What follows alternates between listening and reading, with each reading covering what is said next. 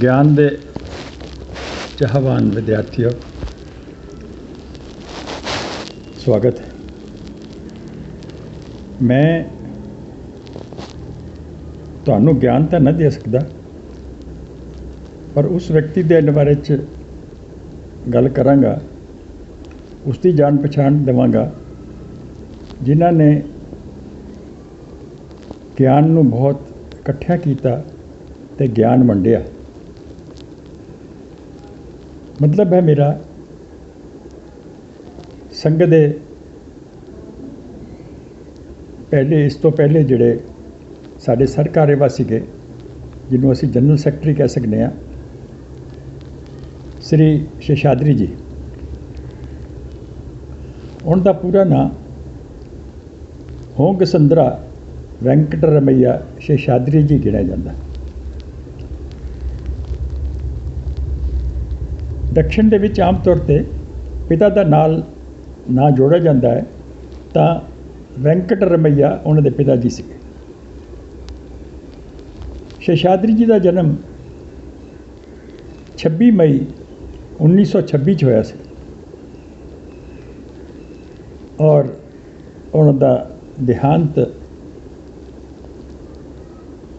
ਉਸ ਦਿਨ ਹੋਇਆ ਜਿਸ ਦਿਨ ਇਸ ਦੇਸ਼ ਦੀ ਵੰਡ ਦਾ ਦਿਨ ਸੀ, ਯਾਨੀ 14 ਅਗਸਤ ਨੂੰ। 14 ਅਗਸਤ ਦੀ ਰਾਤ ਨੂੰ ਉਹ ਚਿਰ ਨਿਦਰਾ ਵਿੱਚ ਸੌ ਗਏ।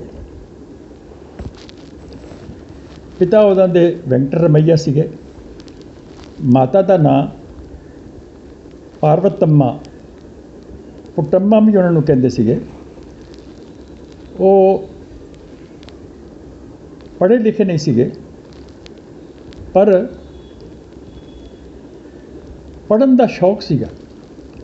ਛੋਟੇ ਮੋਟੇ ਕੋਈ ਜਿਹੜੇ ਉਸ ਵੇਲੇ ਕੋਈ ਅੱਛੇ ਰਸਾਲੇ ਹੁੰਦੇ ਸੀ, ਉਹ ਉਹਨਾਂ ਨੇ ਇਕੱਠੇ ਕਰਨੇ, ਸੁਣਨਾ, ਔਰ ਉਸ ਦੇ ਨਾਲ ਕੁਝ ਚੀਜ਼ਾਂ ਜਿਹੜੀਆਂ ਹੋਣੀਆਂ ਉਹਦੇ ਨਾਲ ਹੀ ਪਰਿਵਾਰ ਜਿਹੜਾ ਹੈ ਉਹਨਾਂ ਨੂੰ ਸਿਖਾਉਣਾ। ਐਸਾ ਆਖਿਆ ਜਾਂਦਾ ਹੈ ਕਿ ਇੱਕ ਵਾਰੀ ਉਹਨਾਂ ਨੇ ਆਪਣੀ ਜਿਹੜੀ ਗਲੇ ਦੀ ਮਾਲਾ ਸੀ, ਉਹਦੇ 'ਚੋਂ ਇੱਕ ਛੋਟੇ ਜਿਹੀ ਸੋਨੇ ਦੀ ਇੱਕ ਉਹਦਾ ਮੋਤੀ ਕੱਢ ਕੇ ਸੋਨੇ ਦਾ, ਉਸ ਨੂੰ ਵੇਚ ਕੇ ਅਤੇ ਉਸ ਰਸਾਲੇ ਦੀ ਉਹਨਾਂ ਨੇ ਸਬਸਕ੍ਰਿਪਸ਼ਨ ਭੇਜੀ ਸੀ। ਯਾਨੀ ਇੰਨਾ ਸ਼ੌਕ ਸੀ ਉਹਨਾਂ ਨੂੰ। ਔਰ ਉਹਨਾਂ ਦੇ ਇਸੇ ਕਰਕੇ ਔਰ ਐਸਾ ਡਿਸਪਲਿਨ ਘਰ ਦੇ ਵਿੱਚ ਪੜ੍ਹਾਈ ਦਾ, ਬੱਚਿਆਂ ਦੇ ਨਾਲ ਸਾਰਾ ਉਹਨਾਂ ਨੂੰ ਸਿਖਾਉਣਾ, ਪੜ੍ਹਾਉਣਾ, ਕਹਾਣੀਆਂ ਸੁਣਾਉਣੀਆਂ ਆਪਣੇ ਪੂਰਵਜਾਂ ਦੀਆਂ, ਆਪਣੇ ਜਿਹੜੇ ਧਰਮ ਗ੍ਰੰਥਾਂ ਦੇ ਵਿੱਚੋਂ। ਔਰ ਉਸ ਕਾਰਨ ਹੀ ਜਿਹੜੇ ਉਹਨਾਂ ਦੇ ਪੁੱਤਰ ਔਰ ਪੋਤਰੇ ਬਹੁਤ ਸਾਰੇ, ਯਾਨੀ ਡਾਕਟਰੀ ਯਾਨੀ PhD ਵੀ, ਔਰ ਦੂਸਰੇ 'ਚ ਕਈ ਮੈਡੀਕਲ ਦੇ ਵਿੱਚ ਵੀ ਉਹ ਹੋਏ। ਸ਼ੇਸ਼ਾਦਰੀ ਜੀ ਜਿਹੜੇ ਸੀਗੇ, ਉਹਨਾਂ ਨੇ ਉੱਥੋਂ ਹੀ ਬੰਗਲੌਰ ਦੇ ਵਿੱਚੋਂ MSc ਕੈਮਿਸਟਰੀ ਦੇ ਵਿੱਚ ਕੀਤੀ ਸੀ ਔਰ ਗੋਲਡ ਮੈਡਲ ਸੀਗੇ। ਯਾਨੀ ਆਪਣੇ ਉਸ ਸਾਲ ਦੇ ਵਿੱਚ ਉਹ ਯੂਨੀਵਰਸਿਟੀ ਦੇ ਵਿੱਚ ਫਸਟ ਆਏ ਸੀ ਔਰ ਉਹ ਮੈਸੂਰ ਯੂਨੀਵਰਸਿਟੀ 'ਚ 1946 'ਚੋਂ ਦੀ ਗੱਲ ਹੈ। ਸੰਘ ਦੇ ਵਿੱਚੋਂ ਉਸ ਤੋਂ ਪਹਿਲਾਂ ਹੀ 1942 ਦੇ ਵਿੱਚ ਹੀ ਆ ਗਏ ਸੀ ਔਰ ਪ੍ਰਚਾਰਕ ਦੇ ਵਿੱਚ ਉਹ ਯਾਨੀ ਕਰਦਿਆਂ ਹੋਇਆਂ ਹੀ MSc ਕਰਨ ਦੇ ਬਾਅਦ ਹੀ ਪ੍ਰਚਾਰਕ ਬਣ ਗਏ 1946 ਦੇ ਵਿੱਚ। ਥੋੜ੍ਹੀ ਜਿਹੀ ਦੇਰ ਉਹਨਾਂ ਨੇ ਕਾਲਜ ਦੇ ਵਿੱਚ ਪੜ੍ਹਾਇਆ ਵੀ, ਪਰ ਯਕਦਮ ਫਿਰ ਵੀ ਅਸਤੀਫਾ ਦੇ ਕੇ ਮੁੜ ਕੇ ਆਪਣਾ ਸਾਰਾ ਜੀਵਨ ਜਿਹੜਾ ਹੈ ਉਹ 46 ਤੋਂ ਬਾਅਦ ਸਾਰਾ ਪ੍ਰਚਾਰਕ ਜੀਵਨ ਹੀ ਉਹਨਾਂ ਦਾ ਰਿਹਾ। ਸੰਘ ਦੀ ਸਿੱਖਿਆ ਦਾ 33 ਵਰਸ਼ ਜਿਹੜਾ ਹੈ ਉਹਨਾਂ ਦਾ 1955 'ਚ ਹੋਇਆ ਸੀ। 53 ਤੋਂ 56 ਤੱਕ ਉਹ ਪਹਿਲਾਂ ਪ੍ਰਾਂਤ ਕਾਰਯਵਾ ਵੀ ਰਹੇ, ਨਾਲ ਹੀ ਉਹਨਾਂ ਕੋਲ ਮੈਂਗਲੂਰ ਜਿਹੜਾ ਵਿਭਾਗ ਹੈ ਉਸ ਦੇ ਪ੍ਰਚਾਰਕ ਦਾ ਜ਼ਿੰਮਾ ਵੀ ਉਹਨਾਂ ਦੇ ਕੋਲ ਸੀਗਾ। 1960 ਦੇ ਵਿੱਚ ਉਹ ਕਰਨਾਟਕ ਦੇ ਪ੍ਰਾਂਤ ਪ੍ਰਚਾਰਕ ਬਣੇ। ਉਸ ਵੇਲੇ ਉੱਥੇ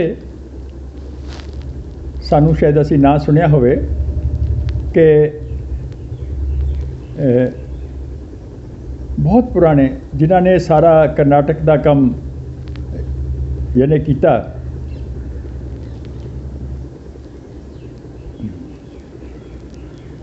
मैं ना भुल गया, मैं ठहर के दसांगा। उस वेले उन्होंने 1966 के विच ऐसा आया कि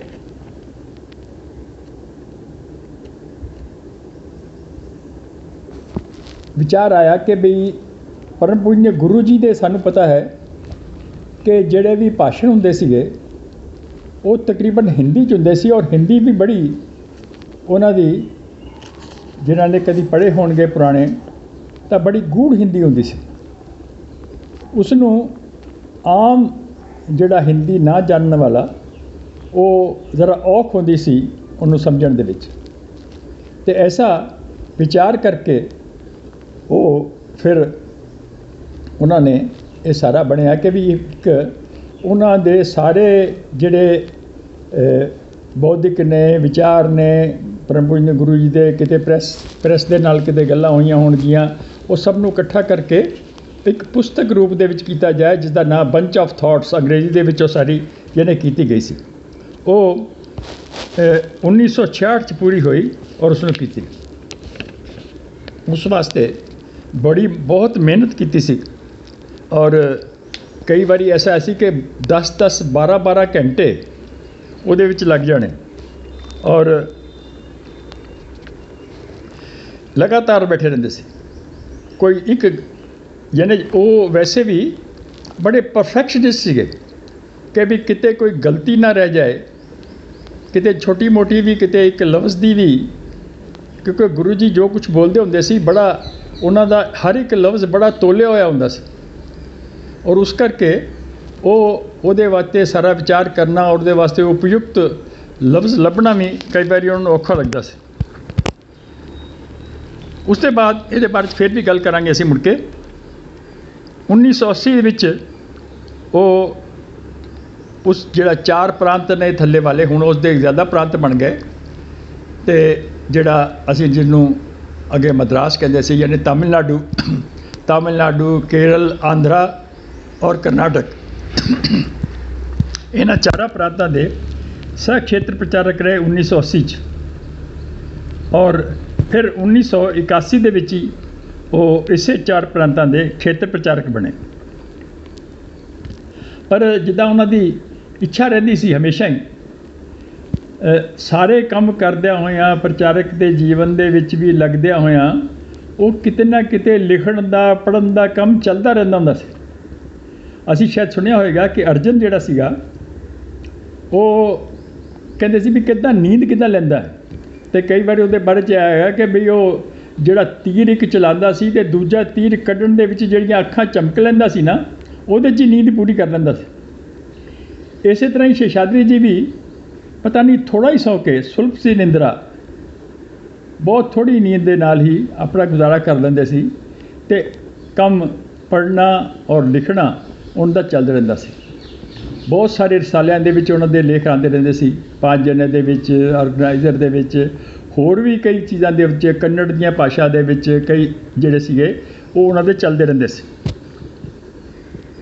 एक बार ऐसा कहते हैं कि भी वो इतना थके हुए सी कि रात को उठ के जो किते चलन लगे तो डिग पे, तो सूर्य नारायण राव जी साढ़े वो भी दक्षिण दे विच सीगे, बाद दे विच सारे सेवा अखिल भारतीय सेवा प्रमुख भी रहे सूर्य नारायण राव जी। उन्होंने किते आवाज़ सुन ली तो देखा तो डिगे पे, और फिर उठ के वो डॉक्टर ने सद्या सारा ठीक किया, तो शेषाद्री कहती सी मुझे सूर्य नारायण ने बचा लिया। सो इदां दी वो सारा जिहड़ा चलदा सी। और उस वेले फिर उन्होंने 1982 दे विच कन्नड़ दी एक पुस्तक दे वास्ते तोर बेरलू उस दे वास्ते उन्होंने जिहड़ी उत्थों दी साहित्य अकैडमी सीगी उस दे वास्ते सम्मान उन्होंने मिलिया सी उस मंचों। 1983 वो अखिल भारतीय प्रचारक प्रमुख बने और अगले साल च सह सरकार्यवाह 1987 तो लैके फिर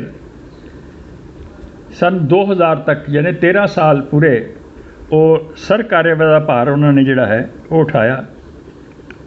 2000 दे विच उन्होंने लगा कि भी मैं मेरी तबीयत हुण ठीक नहीं है। उस वेले ये भी गल आई सी कि रज्जू भैया जिहड़े उस वेले दे सरसंघ चालक सीगे वो चाहते सीगे भी शेषाद्री जी नूं सरसंघ चालक बना लिया जाए कि वो छड्डना चाहते सीगे, पर शेषाद्री जी ने मना करन दे उत्ते कि बई मेरी सेहत ठीक नहीं है, मैं इत्थों भी ये जिहड़ी सह कार्यवाह की जी जिम्मेवारी है इत्थों भी हटना चाहना है। इस करके फिर उदों जिम्मेवारी जिहड़ी सीगी सरसंघ चालक की मान परम पूज्य सुदर्शन जी नूं दित्ती सीगी। और फिर वो 2000 दे विच सह सरकार्यवाह रहे और 3 साल के बाद फिर वो अखीर तक अपने जीवन के अंत तक अखिल भारतीय प्रचारक प्रमुख के नाते उन्होंने जिम्मेवारी रही। इसके बाद वो जिदा मैं दसिया कि भी उन्होंने लिखना पढ़ना वो लगातार चलता रहता सीगा। उन्होंने ऐसा दसिया जाता है कि 10,000 सफ़े जड़े है तकरीबन गिणीए तो 10,000 सफ़ियां दे उन्होंने लिखा है इतना दूर। अगर असी मानो 200 सफ़े की किताब गिण लीए तो 50 किताबां उन्होंने मानो लिख के छापिया होणगियां, जिहदे विचों कुछ मशहूर जड़ियाँ जिद्दां हैगियां बाबा साहब अंबेडकर के बारे च और देश बट गया और देश बट गया। वैसे ये जी है ये पहला अंग्रेजी च सीगी कि जिहदे सीगा कि बई the tragic story of partition, जिहड़ी बाद दे विच हिंदी च भी छपी और फिर पंजाबी च भी इहदी पुस्तक जिहड़ी है सानू अजकल मिलती है। देश वंड दा दुखांत उस किताब का नाम है।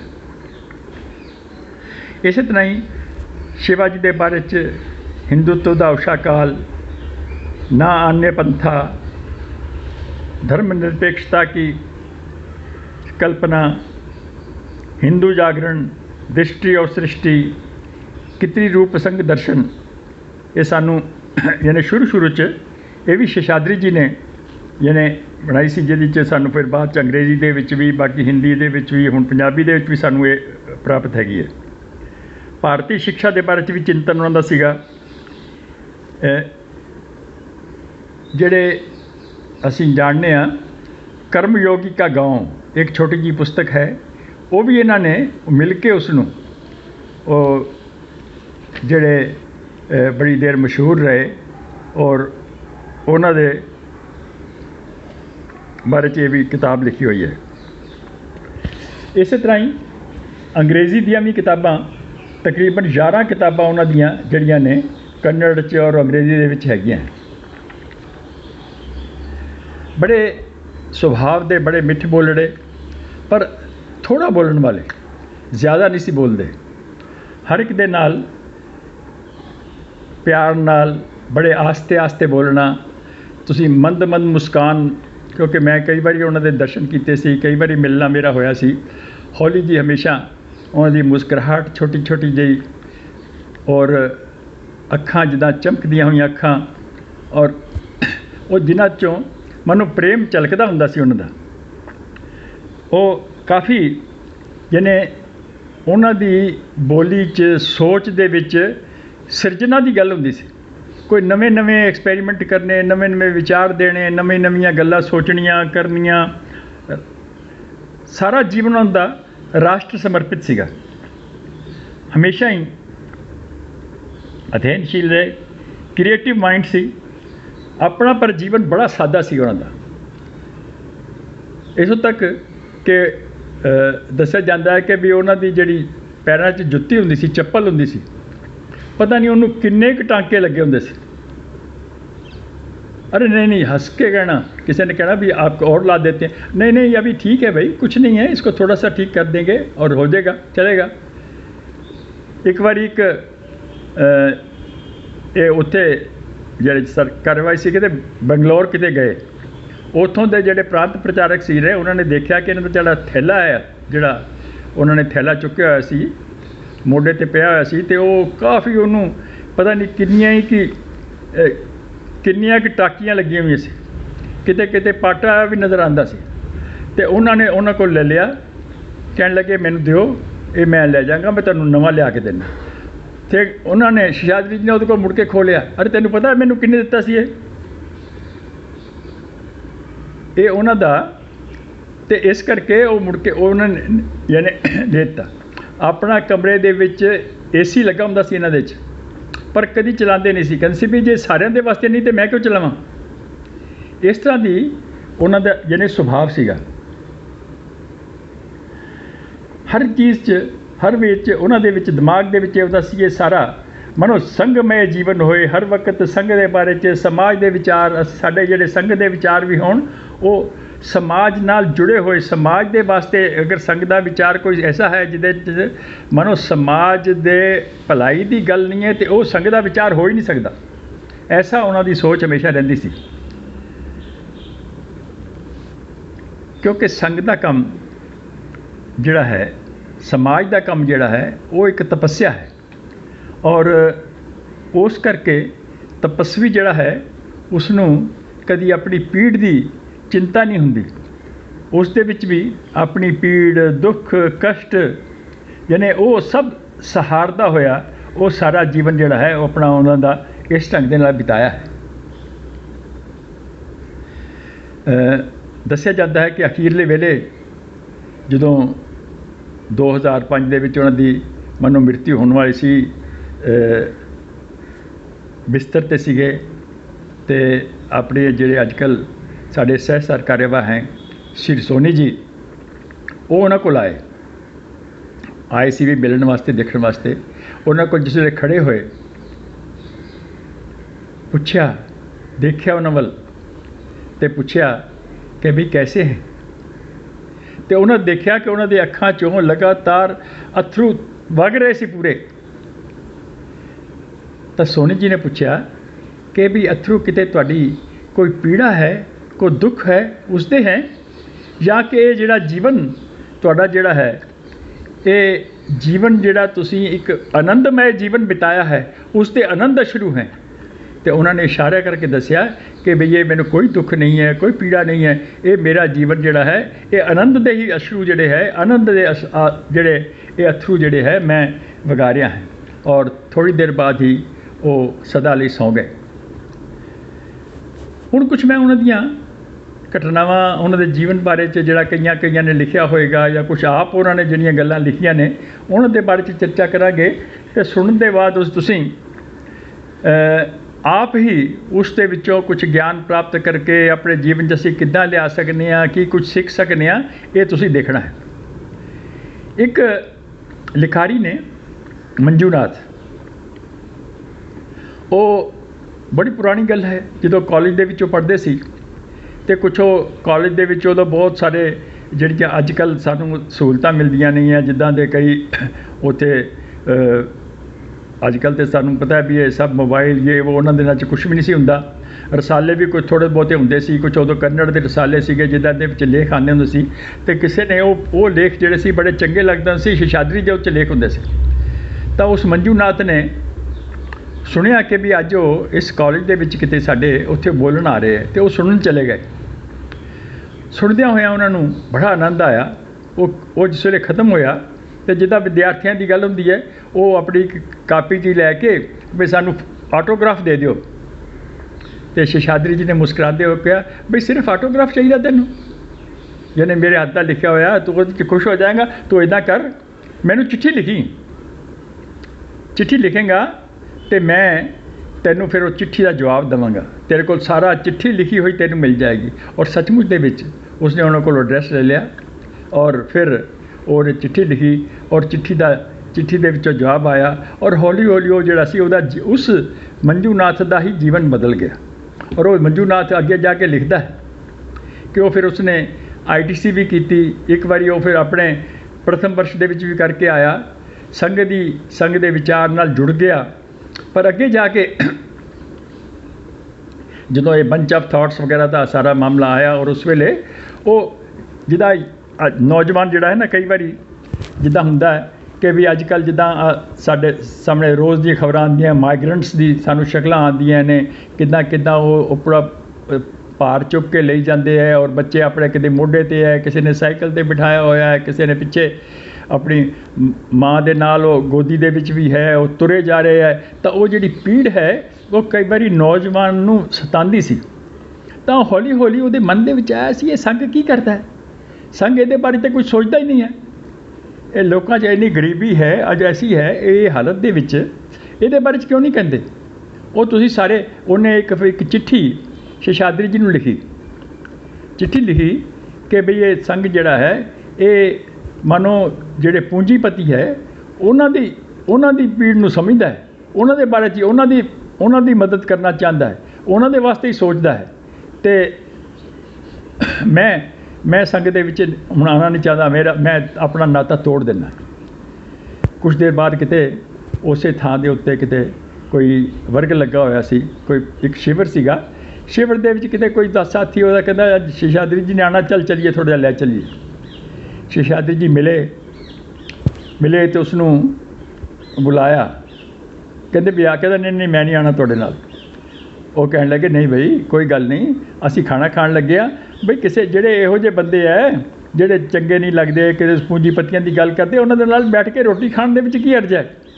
ਉੱਥੇ ਬਿਠਾ ਲਿਆ, ਫਿਰ ਉਹਨੂੰ ਗੱਲਾਂ ਕੀਤੀਆਂ। ਅਰੇ ਬਈ ਤੂੰ ਦੇਖ, ਗੱਲ ਸੁਣ, ਇੰਨੀ ਵਾਰੀ ਸਾਨੂੰ ਮਿਲਦਾ ਰਿਹਾ, ਇੰਨੀ ਵਾਰੀ ਗੱਲਾਂ ਕਰਦਾ ਰਿਹਾ, ਚਿੱਠੀਆਂ ਤੇਰੀਆਂ ਆਉਂਦੀਆਂ ਰਹੀਆਂ, ਮਿਲਦੇ ਰਹਿੰਦੇ ਸੀ, ਗੱਲਾਂ ਕਰਦੇ ਸੀ, ਤੂੰ ਤੇਰੇ ਮਨ 'ਚ ਜਿਹੜੀ ਕੋਈ ਗੱਲ ਸੀ, ਤਕਲੀਫ ਸੀ, ਅਤੇ ਤੂੰ ਮੈਨੂੰ ਆ ਕੇ ਵੀ ਮਿਲ ਸਕਦਾ ਸੀ, ਗੱਲ ਵੀ ਕਰ ਸਕਦਾ ਸੀਗਾ, ਅਤੇ ਇੰਨੀ ਇਹੋ ਜਿਹੀ ਸਖਤ ਚਿੱਠੀ ਲਿਖਣ ਦੀ ਕੀ ਲੋੜ ਸੀ?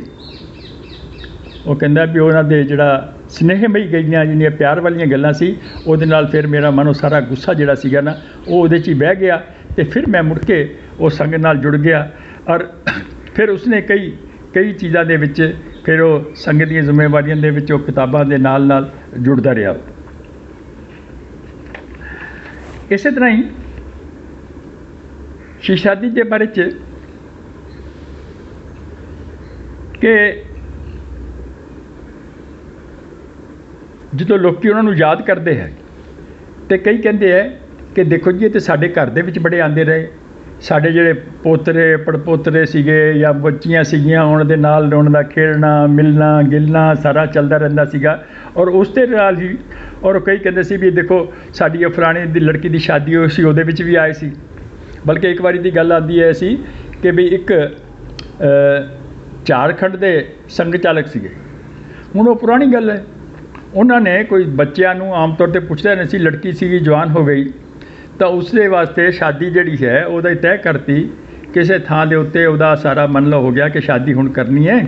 ਉਹ ਲੜਕੇ ਦਾ ਵੀ ਲੜਕੇ ਵਾਲੇ ਨਾਲ ਗੱਲ ਹੋ ਗਈ, ਉਹ ਤਿਆਰੀ ਉਹਦੀ ਸ਼ਾਦੀ ਦੀ ਕੋਈ ਤਰੀਕ ਨੇੜੇ ਆ ਰਹੀ ਸੀ, ਉਹ ਸ਼ਾਦੀ ਹੋ ਗਈ। ਅਤੇ ਲੜਕੀ ਨੇ ਪਿਤਾ ਨੂੰ ਕਿਹਾ ਕਿ ਵੀ ਮੈਂ ਸ਼ਾਦੀ ਨਹੀਂ ਕਰਦੀ। ਉਹ ਪੁੱਛਿਆ ਵੀ ਕਿਉਂ? ਕਹਿੰਦੀ ਮੈਨੂੰ ਲੱਗਦਾ ਕਿ ਮੈਂ ਜੀਵਨ ਜਿਹੜਾ ਹੈ ਨਾ ਆਪਣਾ ਇਸ ਸਮਾਜ ਦੇ ਵਾਸਤੇ ਲਗਾਉਣਾ ਚਾਹੁੰਦੀ ਹਾਂ, ਇਸ ਸਮਾਜ ਦੇ ਸੁਧਾਰ ਵਾਸਤੇ ਹੀ ਮੇਰਾ ਜੀਵਨ ਲੱਗੇਗਾ, ਮੈਂ ਸ਼ਾਦੀ ਕਰਕੇ ਕੀ ਲੈਣਾ। ਗੱਲ ਸ਼ੇਸ਼ਾਦਰੀ ਕੋਲ ਉਹਨਾਂ ਨੇ ਜਿਹੜੇ ਸੰਘ ਚਾਲਕ ਸੀਗੇ, ਉਹਨਾਂ ਸ਼ੇਸ਼ਾਦਰੀ ਜੀ ਨੂੰ ਕਿਹਾ। ਸ਼ੇਸ਼ਾਦਰੀ ਜੀ ਉੱਥੇ ਆਏ, ਘਰ ਆਏ, ਉਸ ਬੱਚੀ ਦੇ ਨਾਲ ਗੱਲਬਾਤ ਕੀਤੀ, ਉਹਨੂੰ ਕਿਹਾ ਵੀ ਦੇਖ ਗੱਲ ਸੁਣ, ਤੂੰ ਹੁਣ ਇੱਥੇ ਤੂੰ ਕਰੇਂਗੀ ਠੀਕ ਹੈ ਨਾ, ਫਿਰ ਤੂੰ ਜਾ ਕੇ ਉੱਥੇ ਜਿੱਥੇ ਜਾਏਂਗੀ ਆਪਣੇ ਸਹੁਰੇ ਘਰ, ਉੱਥੇ ਸਹੁਰੇ ਘਰ ਦੇ ਜਿੰਨੇ ਵੀ ਜੀਅ ਨੇ ਉਹਨਾਂ ਨੂੰ ਵੀ ਇਸੇ ਕੰਮ 'ਚ ਲਗਾ ਕਿ ਵੀ ਤੁਸੀਂ ਵੀ ਸਮਾਜ ਦੇ ਵਾਸਤੇ ਕੁਝ ਕਰੋ, ਸਮਾਜ ਦੇ ਵਾਸਤੇ ਸੋਚੋ, ਤੇਰੀ ਇਹੋ ਜਿਹੀ ਗੱਲ ਹੋਣੀ ਚਾਹੀਦੀ ਹੈ। ਔਰ ਇਸ ਦੇ ਕਾਰਨ ਫਿਰ ਉਹ ਲੜਕੀ ਸਮਝ ਗਈ ਔਰ ਉਹਦੀ ਫਿਰ ਸ਼ਾਦੀ ਹੋਈ, ਔਰ ਉਹਦੇ ਜਿਹੜੇ ਪਿਤਾ ਸੀਗੇ ਉਹ ਵੀ ਬੜੇ ਖੁਸ਼ ਹੋਏ। ਔਰ ਬਲਕਿ ਤੁਸੀਂ ਦੇਖੋ ਕਿ ਵੀ ਸ਼ਾਦੀ ਤੋਂ ਬਾਅਦ ਉਸਦੇ ਜਿਹੜੇ ਸ਼ੇਸ਼ਾਦਰੀ ਜੀ ਉਹਦੇ ਸਹੁਰੇ ਘਰ ਗਏ ਔਰ ਉਸ ਨੂੰ ਮਿਲ ਕੇ ਫਿਰ ਮੁੜ ਕੇ ਉਹੀ ਗੱਲਾਂ ਜਿਹੜੀਆਂ ਸੀ ਫਿਰ ਸਾਰੀਆਂ ਕੀਤੀਆਂ। ਇਸ ਤਰ੍ਹਾਂ ਦੇ ਨਾਲ ਉਹਨਾਂ ਦਾ ਜਿਹਦੀ ਮੈਂ ਤੁਹਾਨੂੰ ਗੱਲ ਕਰ ਰਿਹਾ ਸੀਗਾ, ਅਤੇ ਉਹ ਯਾਦਵ ਰਾਜ ਜੋਸ਼ੀ ਜੀ ਸੀਗੇ ਜਿਹੜੇ ਕਰਨਾਟਕ ਦਾ ਜਿਹਨਾਂ ਨੇ ਕੰਮ ਕੀਤਾ ਔਰ ਬਹੁਤ ਦੇਰ ਉੱਥੇ ਰਹੇ। ਉਹ ਉਹਨਾਂ ਦੇ ਨਾਲ ਸਾਰਾ ਕਰਦੇ ਹੁੰਦੇ ਸੀ। ਉਹਨਾਂ ਦਿਨਾਂ 'ਚ ਜਾਣਾ ਆਉਣਾ। ਇੱਕ ਵਾਰੀ ਇਹ ਜਿਹੜਾ ਬੰਚ ਆਫ ਥਾਟਸ ਦੀ ਵੀ ਗੱਲ ਸੀ ਨਾ, ਇਹ ਐਸਾ ਹੀ ਸੀਗਾ ਕਿ ਜਿਸ ਵੇਲੇ ਬਣਾਉਂਦੇ ਸੀ ਤੇ ਉਹ ਜਿਹੜੇ ਯਾਦਵ ਰਾਜ ਜੀ ਸੀਗੇ, ਯਾਦਵ ਰਾਜ ਜੋਸ਼ੀ, ਉਹ ਉਹਨਾਂ ਦੇ ਨਾਲ ਰਲ ਕੇ ਕਰਦੇ ਹੁੰਦੇ ਸੀ। ਕਈ ਵਾਰੀ ਉਹਨਾਂ ਨੇ ਕਹਿਣਾ ਵੀ ਨਹੀਂ ਇਹ ਲਫ਼ਜ਼ ਠੀਕ ਨਹੀਂ ਹੈ, ਉਹ ਸਾਰੇ ਦੀ ਮੁੜ ਕੇ ਰੀਡਿੰਗ ਕਰਨੀ। ਤਾਂ ਉਹ ਕਹਿੰਦੇ ਵੀ ਕਾਰਲੇ ਦੇ ਵਿੱਚ, ਉਸੇ ਬੰਗਲੌਰ ਦੇ ਕਾਰਲੇ ਦੇ ਵਿੱਚ ਇੱਕ ਮਾਹੌਲ ਬਣ ਗਿਆ ਸੀਗਾ ਵੀ ਅੱਛਾ ਕਿੰਨਵੀਂ ਰੀਡਿੰਗ ਹੋ ਰਹੀ ਹੈ, ਇਹ ਦੂਸਰੀ ਹੈ, ਤੀਸਰੀ ਹੈ, ਚੌਥੀ ਹੈ। 7 ਸ਼ਤਕ ਰੀਡਿੰਗ ਕਰਨ ਦੇ ਬਾਅਦ ਕਈ ਵਾਰੀ ਕੋਈ ਇੱਕ ਵਿਸ਼ੇ ਜਿਹੜਾ ਸੀ ਮਸਾਂ ਹੀ ਪੂਰਾ ਹੁੰਦਾ ਸੀਗਾ, ਐਸਾ ਚੱਲਦਾ ਰਹਿੰਦਾ ਸੀ।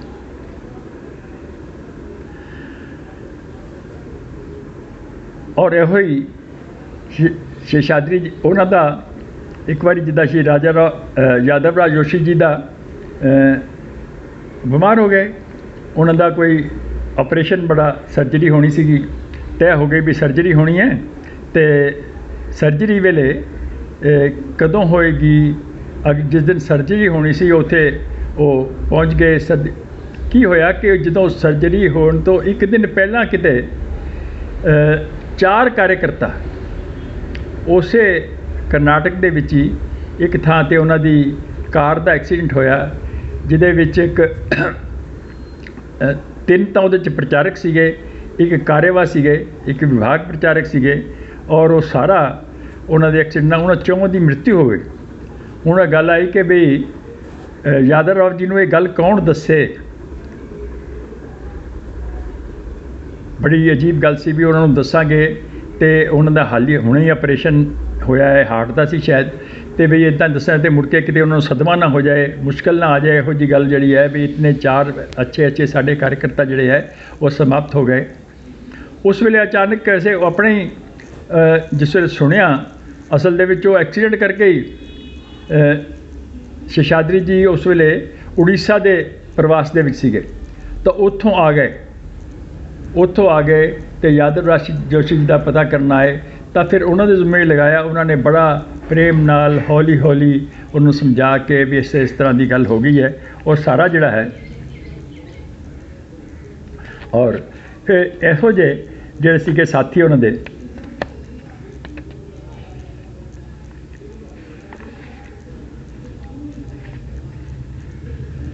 ਇਸੇ ਤਰ੍ਹਾਂ ਹੀ ਜਿਹੜੀ ਟ੍ਰੈਜਿਕ ਸਟੋਰੀ ਆਫ ਪਾਰਟੀਸ਼ਨ ਹੈ, ਇਹ ਵੀ 1982 'ਚ ਲਿਖੀ ਗਈ ਸੀ, ਕਿਉਂਕਿ ਸ਼ੇਸ਼ਾਦਰੀ ਜੀ ਦੇ ਮਨ ਦੇ ਵਿੱਚ ਇੱਕ ਬਹੁਤ ਹੀ ਇਹਦੇ ਬਾਰੇ 'ਚ ਕਿ ਵੀ ਕਿਸ ਤਰ੍ਹਾਂ ਸਾਡੇ ਦੇਸ਼ ਨੂੰ ਵੱਢਿਆ ਜਾ ਰਿਹਾ ਹੈ, ਦੇਸ਼ ਦੀ ਕਿੱਦਾਂ ਦੀ ਹਾਲਤ ਹੈ, ਕੈਸੇ ਲੋਕ ਹੈ। ਤੁਹਾਡੇ 'ਚੋਂ ਕਿਸੇ ਨੂੰ ਉਹ ਕਿਤਾਬ ਜਿਹੜੀ ਹੈ ਉਹ ਪੜ੍ਹਨ ਵਾਲੀ ਹੈ, ਜ਼ਰੂਰ ਪੜ੍ਹੋ। ਕਿ ਵੀ ਜਿਹੜੇ ਸਾਡੇ ਸੀਗੇ ਉਹਦੇ ਵਿੱਚ ਐਸਾ ਆਉਂਦਾ ਇੱਕ ਥਾਂ ਦੇ ਉੱਤੇ ਕਿ ਗਾਂਧੀ ਜੀ ਨੇ ਵੀ ਕਿਹਾ ਕਿ ਵੀ ਮੇਰੇ ਕੋਲ ਇੰਨੀ ਹਿੰਮਤ ਨਹੀਂ ਹੈ ਕਿ ਵੀ ਮੈਂ ਜਿਹੜੇ ਸਾਡੇ ਨੇਤਾ ਨੇ, ਜਿਹੜੇ ਕਾਂਗਰਸ ਦੇ ਵਿੱਚ ਨੇਤਾ ਨੇ, ਕਿਉਂਕਿ ਕਾਂਗਰਸ ਹੀ ਸਾਰਾ ਕੁਝ ਉਸ ਵੇਲੇ ਸਾਰੇ ਦੇਸ਼ ਨੂੰ ਮੰਨੋ, ਉਹ ਸਾਰੇ ਲੋਕਾਂ ਨੂੰ ਰਿਪਰੈਜ਼ੈਂਟ ਕਰਦੀ ਸੀ ਕਿ ਵੀ ਅਸੀਂ ਕਰੀਏ। ਹਾਂ, ਮੁਸਲਿਮ ਲੀਗ ਦੂਜੇ ਪਾਸੇ ਸੀ, ਔਰ ਇਹ ਗਿਣਿਆ ਜਾਂਦਾ ਸੀ ਕਿ ਹਿੰਦੂਆਂ ਦੀ ਔਰ ਬਾਕੀ ਸਾਰਿਆਂ ਦੀ ਜਿਹੜੀ ਰਿਪਰੈਜ਼ੈਂਟੇਸ਼ਨ ਹੈ ਉਹ ਇੱਕ ਕਾਂਗਰਸ ਹੀ ਕਰ ਰਹੀ ਹੈ, ਨਹਿਰੂ ਔਰ ਸਾਥੀ ਉਹਨਾਂ ਦੇ ਉਹ ਕਰ ਰਹੇ। ਹੁਣ ਉਸ ਵੇਲੇ ਨਹਿਰੂ ਨੇ ਕਿੱਥਾ ਲਿਖਿਆ ਕਿ ਵੀ ਹੁਣ ਸਾਡੇ 'ਚ ਹਿੰਮਤ ਨਹੀਂ ਹੈ ਕਿ ਵੀ ਅਸੀਂ ਜੇਲ੍ਹਾਂ 'ਚ ਜਾਈਏ ਮੁੜ ਕੇ, ਔਰ ਜੇਲ੍ਹਾਂ 'ਚ ਜਾ ਕੇ ਅਸੀਂ ਉੱਥੋਂ ਦੀ ਮੁਸ਼ਕਿਲਾਂ ਨੂੰ ਸਹਿ ਸਕੀਏ, ਉੱਥੇ ਟਾਈਮ ਗੁਜ਼ਾਰ ਸਕੀਏ। ਹਾਲੀ ਤੁਸੀਂ ਬੜੀ ਅਜੀਬ ਜਿਹੀ ਗੱਲ ਹੈ, ਸ਼ਾਇਦ ਤੁਸੀਂ ਸਾਵਰਕਰ ਦੇ ਬਾਰੇ 'ਚ ਸੁਣਿਆ ਹੋਏਗਾ ਜਾਂ ਕੈਸਾ ਹੈ ਕਿ ਬਈ ਉਹਨਾਂ ਨੂੰ ਤਾਂ ਜਦੋਂ ਤਕਲੀਫਾਂ ਦਿੰਦੇ ਸੀ, ਅਤੇ ਕਿਤੇ ਕੋਈ ਜਦੋਂ ਉੱਥੇ ਜੇਲ੍ਹ ਦੇ ਵਿੱਚ ਉੱਥੇ ਅੰਡੇਮਾਨ ਨਿਕੋਬਾਰ 'ਚ ਰਹੇ ਕਾਲੇ ਪਾਣੀ ਦੇ ਵਿੱਚ, ਅਤੇ ਚੱਕੀਆਂ ਪਸਾਉਂਦੇ ਸੀ, ਔਰ ਕੋਲੂ ਦੇ ਬੈਲ ਵਾਂਗੂ ਉਹਨਾਂ ਨੂੰ ਕੀਤਾ ਜਾਂਦਾ ਸੀਗਾ। ਕਿੰਨੀਆਂ ਤਕਲੀਫਾਂ ਦਿੱਤੀਆਂ ਜਾਂਦੀਆਂ ਸੀ, ਹਾਂਜੀ, ਕੋਈ ਖਾਣ ਪੀਣ ਦਾ। ਪਰ ਇਹ ਨਹਿਰੂ ਹੋਰੀ ਜਾਂ ਸਾਰੇ ਜਿਹੜੇ ਬਾਕੀ ਕਾਂਗਰਸ ਦੇ ਨੇਤਾ ਹੁੰਦੇ ਸੀ, ਇਹਨਾਂ ਨੂੰ ਬਕਾਇਦਾ ਤੌਰ 'ਤੇ ਵੱਖਰੇ ਥਾਵਾਂ 'ਤੇ ਘਰਾਂ ਦੇ ਵਿੱਚ ਜਾਂ ਇਸ ਤਰ੍ਹਾਂ ਦਾ ਨਜ਼ਰਬੰਦ ਕੀਤਾ ਜਾਂਦਾ ਸੀ, ਔਰ ਉਹਨਾਂ ਨੂੰ ਪੁੱਛਿਆ ਜਾਂਦਾ ਸੀ ਵੀ ਤੁਸੀਂ ਕੀ ਖਾਣਾ ਜੀ, ਔਰ ਉਸ ਦੇ ਮੁਤਾਬਕ ਉਹਨਾਂ ਦੀ ਮਰਜ਼ੀ ਦੀ ਰੋਟੀ, ਉਹਨਾਂ ਦੀ ਮਰਜ਼ੀ ਦੀ ਸਬਜ਼ੀ, ਉਹਨਾਂ ਦੀ ਮਰਜ਼ੀ ਦੀਆਂ ਚੀਜ਼ਾਂ ਜਿਹੜੀਆਂ ਸੀ ਸਾਰੀਆਂ ਮਿਲਦੀਆਂ ਸੀ। ਪਰ ਚਲੋ ਇਸ ਦੇ ਉੱਤੇ ਵੀ ਜਿਸ ਵੇਲੇ ਉਹਨਾਂ ਨੇ ਇਹ ਸਾਰਾ ਇਹ ਟ੍ਰੈਜਿਕ ਸਟੋਰੀ ਆਫ ਪਾਰਟੀਸ਼ਨ ਦੇ ਵਿੱਚ, ਇਸ ਕਰਕੇ ਉਹ ਸਾਰੀ ਕਿਤਾਬ ਵੀ ਜਿਹੜੀ ਹੈ ਉਹ ਬੜੀ ਦਰਦ ਭਰੀ ਕਹਾਣੀ ਹੈ ਸਾਰੀ, ਔਰ ਸਾਨੂੰ ਉਹ ਜ਼ਰੂਰ ਪੜ੍ਹਨੀ ਚਾਹੀਦੀ ਹੈ। ਉਸ ਵਿੱਚ वो सारे विचार जिहड़े सीगे उन्होंने सारे किए। ਉਹਦੇ ਵਿੱਚ भी इस तरह ही है कि भी बहुत बारी उसनों यानी देखना पिया करना पिया ते कि भी किते गलती ना रह जाए। इस दे बारे च एक थां ते वो दसदे है कि बई गलती ना रह जाने की गल। शेषाद्री जी दे नाल एक बारी ना ਜਿਹੜੇ साथी कई बार मिलते हैं कि भी कई बार कम जो ज़्यादा कम होंदा तो भी चिट्ठी लिखनी लिखवानी करनी सहायक जोड़े है वो चलते रहते हैं। तो एक सहायक नूं कोई चिट्ठी लिखण वास्ते कहा कि भी तुसीं आ चिट्ठी लिख के लियाओ। ਉਹਦੇ ਵਿੱਚ एक लफ्ज़ किते उन्होंने लगा कि भी गलत है, ये ठीक नहीं है। उन्होंने कहा भी मुड़ के करो। मुड़ के भी जो किते होर बदल के किया तो वह भी ठीक नहीं लगा। वो 7 बारी जो 6 बारी हो गया तो 7वीं बारी अखीर के उत्ते शेषाद्री जी ने उसनों आप पाड़ दिता कि भी नहीं ये ठीक नहीं है, तेरे को बनता नहीं है, चलो मैं आपे कर देना। और वो आपे लिखिया। पर उसनों बाद दे विच उन्होंने कोल बिठा के बड़े प्रेम नाल कहा कि भी देख ये जिहड़ी है ना छोटी छोटी जी गल्लां जिहड़ियां ने इन्हां दे वल ध्यान देना बड़ा आवश्यक है। जे तू हुण मानो किते गलत मेरे ऐसा चीज़ हो गई और वो गलत चिट्ठी चली गई तो ना किदा लगेगा, ना तो मेरा लगेगा कि भाई शेषाद्री जी को इन्ना भी नहीं पता भी ये चिट्ठी किद्दां दी लिखनी है। और उन्होंने फिर एक बार ये बारे च अपने जिहड़े रज्जू भैया सरसंग चालक रहे उन्होंने प्रोफैसर राजेंद्र सिंह जी उन्होंने बारे च दसी कहानी कि भी वो जिहड़े गीता प्रैस दे हनुमान प्रसाद पोडार उन्होंने मिलन गए, तय करके गए सी कि भी असीं तुहानूं मिलन आवांगे। और मिलन वास्ते जो उत्थे गए तो उन्होंने टाइम भी लिया, उत्थे कुछ देर उड़ीक करनी पई। और उड़ीकण के बाद जो उन्होंने कमरे च भी चले गए, कमरे जाके भी तो वो रज्जू भैया कोल सामने बैठ गए, हनुमान प्रसाद अपनी कुर्सी पर बैठे हैं और वो कुछ कागज़ ने उन्होंने वो वल ध्यान उधर दे रज्जू भैया वाल उन्होंने ध्यान भी नहीं किया। एक बार ये भी नहीं पूछा कि भाई तुम बैठ जाओ। रज्जू भैया बैठ गए खैर, और वो 2-4 मिनट करते रहे। फिर रज्जू भैया ने कहा आवाज़ दे के भी कि ये छोटी मोटी जी गल है, तुम किसी अपने सहायक को नहीं कह सकते हो कर लेगा। तो उन्होंने भी यो क्या कहते भी ये गलत अगर हो गया ना कुछ तो सब ने तो यो कहना है कि भी कैसा है पोदार बई, इनू इन्नी भी समझ नहीं भी इत्थे की लिखना है, गलत लिखना ना तो मेरा लगना उस सहायक का थोड़ी लगना। सो ऐसी ये ध्यान जे वाली छोटी छोटी गल्लां जिहड़ियां सीगियां उहदे बारे च बड़ा यानी ये चीज़ रखते होंदे सी।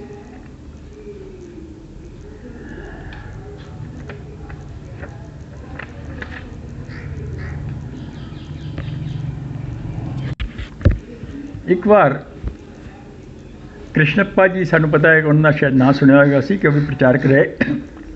वो उदों किसी तहसील प्रचारक सी और अपने शेषाद्री जी उदों विभाग प्रचारक सी। एक बारी किते किसे उस छोटे जे एक पिंड सीगा उत्थे गए ते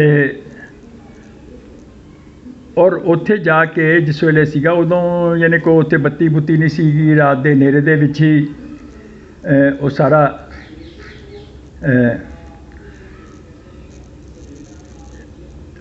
उत्थे जिस वेले मुड़ के खाना खान लगे सारा दिन दे थके हुए सी करते सीगे, वो खाना खा लिया। हुण वो खाना की सीगा भी उन्होंने पता नहीं चलिया। उस वेले वो भात छोटा जिहा थां सी पिंड एक छोटी जी शाखा सीगी ते उत्थे वो चावल और भात जिहड़ा सी वो मिलिया। उन्होंने किते उहदे विचों ज़्यादा भात जिहड़ा सीगा वो पवा लिया ते वो खाण लग पे। बाद दे विच किते उन्होंने जिस वेले पहला ही नवाला लिया तो लगा भी कुड़त्तन है थोड़ी जी इहदे च। वो किसी ने बाद दे विच उन्होंने दस्सिया कि भी ये जिहड़ा ना रंडी का तेल है उहदा तड़का लगा हुआ है।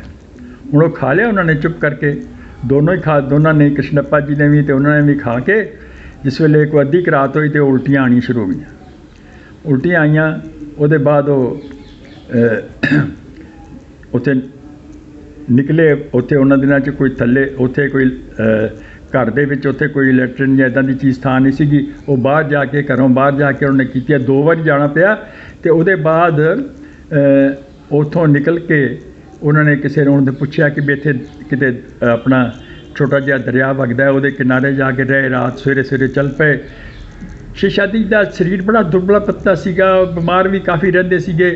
ਸ਼ਾਇਦ ਤੁਹਾਨੂੰ ਬਹੁਤਾਂ ਨੂੰ ਨਹੀਂ ਪਤਾ ਹੈਗਾ, ਉਹਨਾਂ ਦੇ ਹਾਰਟ ਦੇ ਵਿੱਚ ਵੀ ਪੇਸਮੇਕਰ ਵੀ ਲੱਗਾ ਹੋਇਆ ਸੀ। ਇਹ ਬਾਅਦ 'ਚ ਲੱਗਾ ਕਿ ਕਾਫੀ, ਅਤੇ ਉਹਨੂੰ ਦੱਸਣ ਲੱਗੇ ਸੀ, ਕ੍ਰਿਸ਼ਨ ਬਾਜੀ ਜੀ ਨੂੰ ਦੱਸਿਆ, ਕਹਿੰਦੇ ਵੀ ਦੇਖੋ ਇਹ ਜਿਹੜਾ ਪ੍ਰਚਾਰਕ ਨੂੰ ਜੋ ਕਿਸੇ ਘਰ ਦੇ ਵਿੱਚ ਵੱਖਰੇ ਵੱਖਰੇ ਘਰਾਂ 'ਚ ਖਾਣਾ ਹੁੰਦਾ ਹੈ, ਭੋਜਨ ਮਿਲਣਾ ਹੁੰਦਾ ਹੈ, ਇਹਨੂੰ ਪ੍ਰਸਾਦ ਸਮਝ ਕੇ ਖੜਨਾ ਹੈ ਨਾ, ਭਗਵਾਨ ਦਾ ਪ੍ਰਸ਼ਾਦ ਹੈ। ਔਰ ਪ੍ਰਸ਼ਾਦ ਦੇ ਵਾਸਤੇ ਕਦੀ ਵੀ ਕੋਈ ਕਿੰਤੂ ਪਰੰਤੂ ਨਹੀਂ ਕਰੀਦੀ, ਚੁੱਪਚਾਪ ਕਰਕੇ ਖਾਣਾ। ਐਸਾ ਇੱਕ ਉਹਨਾਂ ਦਾ ਵਿਚਾਰ ਜਿਹੜਾ ਸੀ ਇੱਦਾਂ ਦਾ ਇਹਨੇ ਸੀਗਾ ਇਹਦੇ ਬਾਰੇ 'ਚ ਵੀ ਕਿੱਦਾਂ ਦਾ ਆਪਣਾ ਜੀਵਨ ਦੇ ਨਾਲ ਉਹਨਾਂ ਨੇ ਕਦੀ ਵੀ ਇਸ ਨਹੀਂ। ਇੱਕ ਵਾਰੀ ਉਹ ਕਿਸੇ ਮਤਲਬ ਕਿੱਦਾਂ ਧਿਆਨ ਕਰਦੇ ਸੀਗੇ, ਉੱਥੇ ਗਏ ਔਰ ਕਿਸੇ ਦੇ ਘਰ ਭੋਜਨ ਸੀਗਾ ਅਤੇ ਉੱਥੋਂ ਨਿਕਲ ਕੇ ਆਏ। ਉਹ ਜਿਹੜਾ ਪ੍ਰਚਾਰਕ ਸੀਗਾ ਉਹ ਇੱਕ ਥਾਂ ਦੇ ਉੱਤੇ ਛੋਟਾ ਪ੍ਰਚਾਰਕ ਸੀ, ਉਹ ਆਪਣੇ ਕੱਪੜੇ ਧੋਂਦਾ ਪਿਆ ਸੀ। ਉਹਦੇ ਕੋਲ ਕੱਪੜੇ ਖੋਲ੍ਹੇ, ਕਹਿੰਦੇ ਚੱਲ ਮੈਂ ਕੱਪੜੇ ਤੇਰੇ ਨਾਲ ਜਲਦੀ ਇਸ਼ਨਾਨ ਕਰ ਜਾ ਕੇ ਭੋਜਨ ਕਰਨਾ ਸੀ। ਔਰ ਉਹ ਕਹੇ ਕਿ ਵੀ ਮੈਂ ਇਹ ਆਪਣੇ ਅਧਿਕਾਰੀ ਦੇ ਕੋਲੋਂ ਕਿੱਦਾਂ ਮੈਂ ਕੱਪੜੇ ਧੋਵਾਂ, ਮੈਨੂੰ ਜਾਣਾ ਆਉਂਦੀ ਹੈ। ਉਹ ਕਹਿੰਦੇ ਨਹੀਂ ਕੋਈ ਜਲਦੀ ਕਰੋ, ਤੁਮ ਜਾਣਾ ਹੈ। ਆਪਣਾ ਮਤਲਬ ਅਨੁਸ਼ਾਸਨ ਦੇ ਵਾਸਤੇ ਐਸਾ ਸਾਰਾ।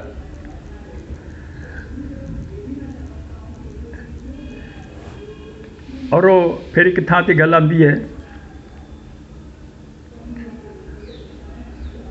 ਕਿ ਬਈ ਇੱਕ ਵਾਰੀ ਉਹ ਕਹਿੰਦੇ ਵੀ ਮੈਂ ਜਾ ਰਿਹਾ ਸੀ, ਟਾਂਗੇ 'ਤੇ ਜਾ ਰਿਹਾ ਸੀ,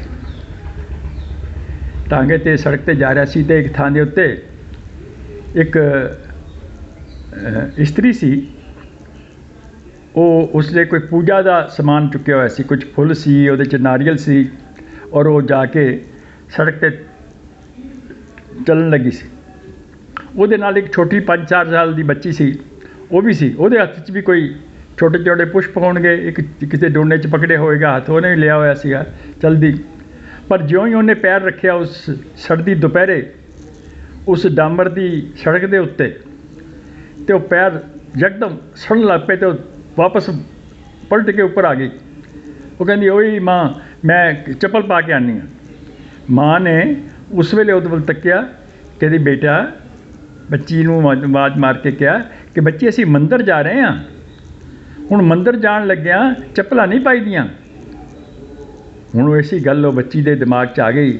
ਔਰ ਉਹ ਮੁੜ ਕੇ ਦੇਖਿਆ ਕਿ ਉਹੀ ਬੱਚੀ ਕਹਿੰਦੀ ਕਹਿੰਦੇ ਉਹ ਗੱਡੀ 'ਚ ਮੈਂ ਉਸ ਟਾਂਗੇ 'ਚ ਬੈਠਾ ਹੈ, ਮੈਂ ਸੋਚ ਰਿਹਾ ਸੀਗਾ ਕਿ ਵੀ ਬੱਚੀ ਦੇ ਇਸ ਛੋਟੀ ਜਿਹੀ 4-5 ਸਾਲ ਦੀ ਬੱਚੀ ਦੇ ਪੈਰਾਂ 'ਤੇ ਛਾਲੇ ਪੈ ਜਾਣਗੇ ਇਸ ਸੜਦੀ ਹੋਈ ਸੜਕ ਦੇ ਉੱਤੇ ਜਿਸ ਵੇਲੇ ਤੁਰੇਗੀ। ਪਰ ਉਹ ਚੁੱਪਚਾਪ ਕਰਕੇ ਉਹ ਚਲਦੀ ਗਈ। ਔਰ ਉਹ ਦੇਖਿਆ ਕਿ ਉਹ ਮਾਵਾਂ ਔਰ ਧੀਆਂ ਦੋਨੋਂ ਉਹ ਸੜਕ ਦੇ ਪਾਰ ਫਟਾਫਟ ਹੋ ਕੇ ਨਿਕਲ ਗਈਆਂ। ਯਾਨੀ ਇਤਨੀ ਹੀ ਗੱਲ ਕਿ ਵੀ ਇਹ ਅਸੀਂ ਮੰਦਰ ਜਾਣਾ ਹੈ, ਚੱਪਲ ਨਹੀਂ ਪਾਣੀ। ਇਹ ਕੈਸੀ ਇਹ ਇੱਕ ਭਾਵਨਾ ਜਿਹੜੀ ਐਸੀ ਚੱਲਦੀ ਹੈ, ਇਹ ਇੱਕ ਭਾਵਨਾ ਐਸੀ ਦਿਮਾਗ ਦੇ ਵਿੱਚ ਇਹ ਇੱਕ ਰਹਿਣੀ ਚਾਹੀਦੀ ਹੈ।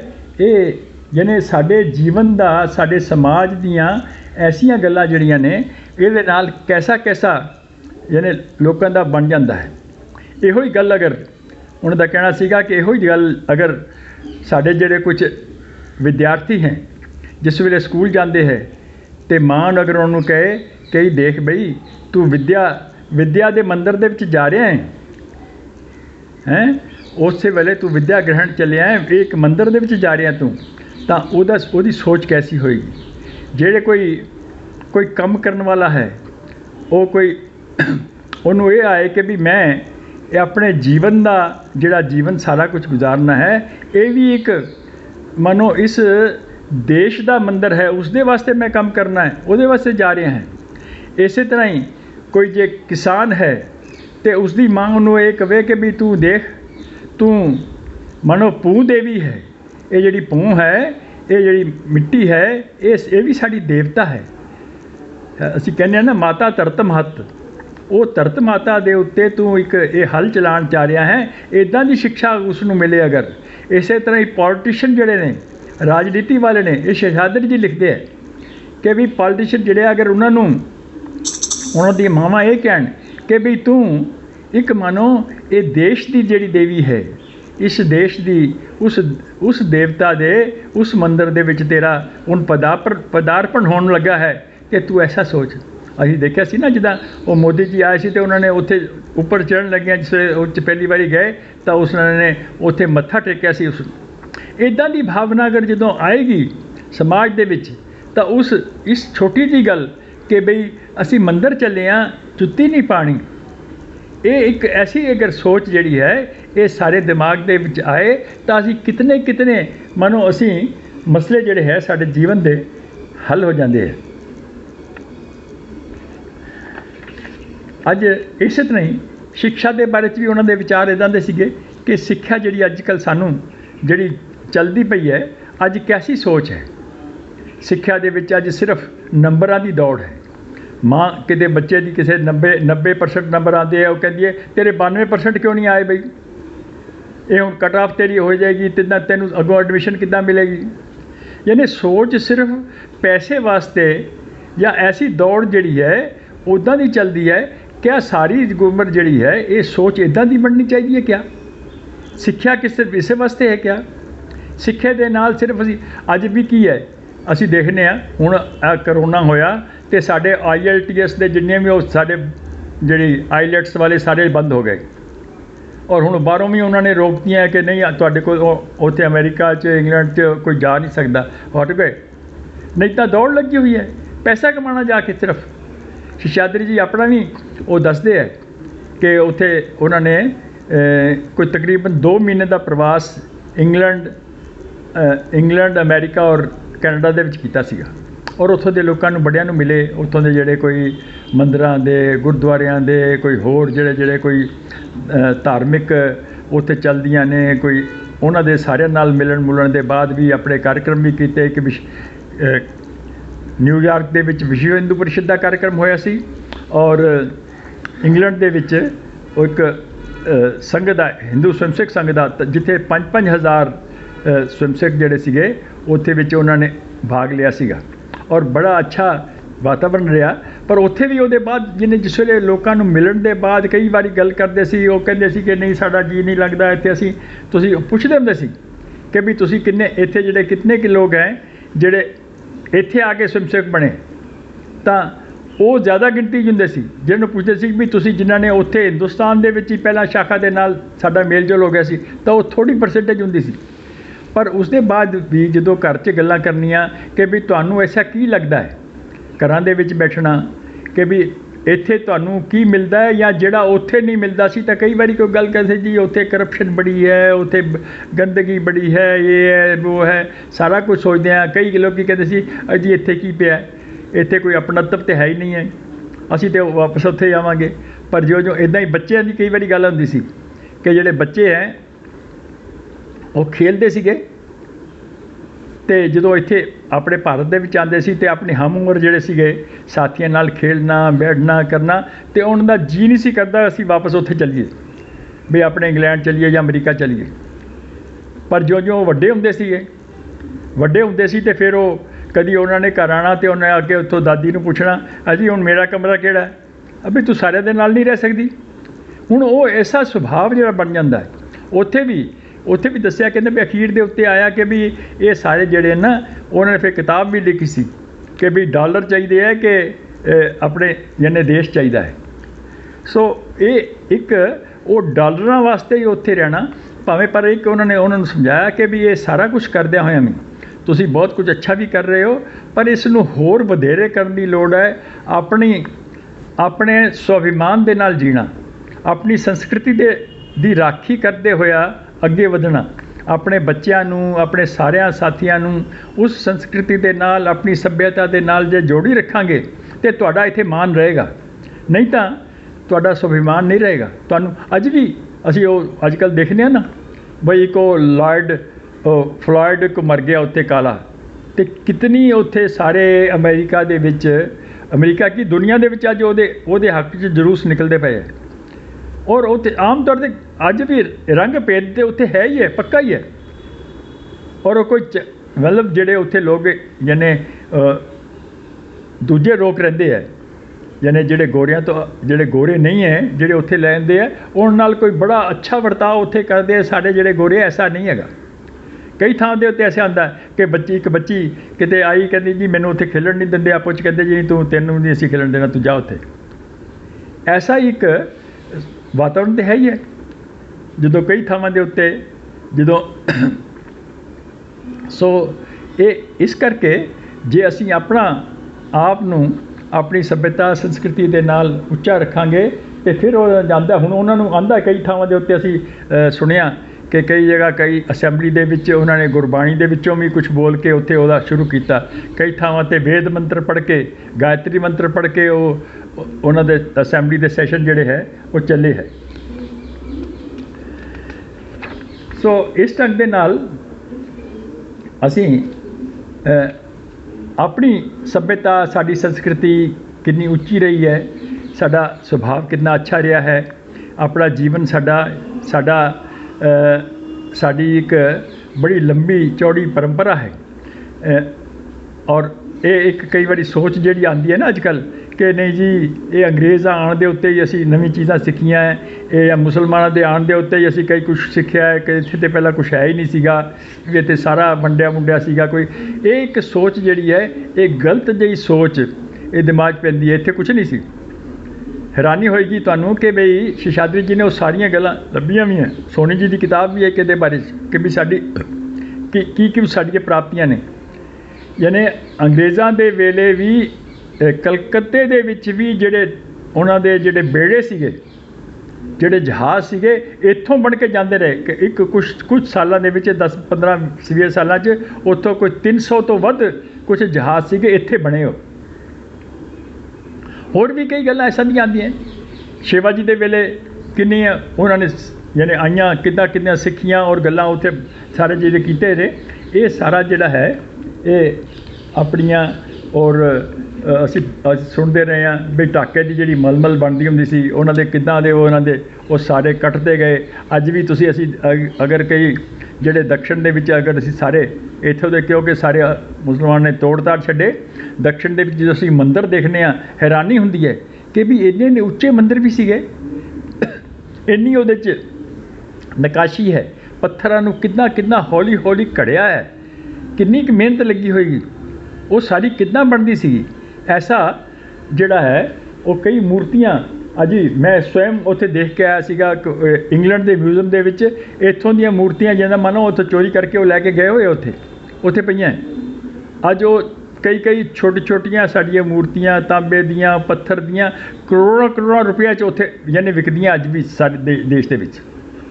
ਸੋ ਇਹ ਉਹਨਾਂ ਦਾ ਇਹ ਸਾਰਾ ਜੀਵਨ ਜਿਹੜਾ ਹੈ ਇਸ ਢੰਗ ਦੇ ਨਾਲ ਉਹਨਾਂ ਨੇ ਕੁਝ ਚੀਜ਼ਾਂ ਸਾਨੂੰ ਦੱਸੀਆਂ ਹੈ। ਔਰ ਅਸੀਂ ਸਾਰਾ ਕੁਝ ਤੇ ਉਹਨਾਂ ਦਾ ਦੱਸ ਨਹੀਂ ਸਕੇ ਕਿਤਨਾ ਹੈ, ਤੇ ਪਰ ਅਸੀਂ ਇਹ ਜ਼ਰੂਰ ਕਰੀਏ ਕਿ ਵੀ ਅਸੀਂ ਇਹ ਸਾਰਾ ਆਪਣਾ ਜੀਵਨ ਜਿਹੜਾ ਹੈ ਸਮਾਜ ਦੇ ਵਾਸਤੇ ਸਾਡੀ ਸੋਚ ਜ਼ਰੂਰ ਬਣਨੀ ਚਾਹੀਦੀ ਹੈ। ਉਹਨਾਂ ਨੇ ਕਿਤਾਬਾਂ ਕਈ ਲਿਖੀਆਂ, ਮੁੱਲਿਆਂਕਨ ਵੀ ਉਹਨਾਂ ਨੇ ਦੱਸਿਆ ਹੈ ਕਿ ਵੀ ਸਾਨੂੰ ਆਪਣੇ ਜੀਵਨ ਦਾ ਮੁੱਲਿਆਂਕਨ ਕਰਨਾ ਚਾਹੀਦਾ ਹੈ। ਅਸੀਂ ਰਹਿੰਦਿਆਂ ਸਹਿੰਦਿਆਂ ਕੀ ਕਰ ਸਕਦੇ ਹਾਂ, ਕਿਸ ਢੰਗ ਦੇ ਨਾਲ।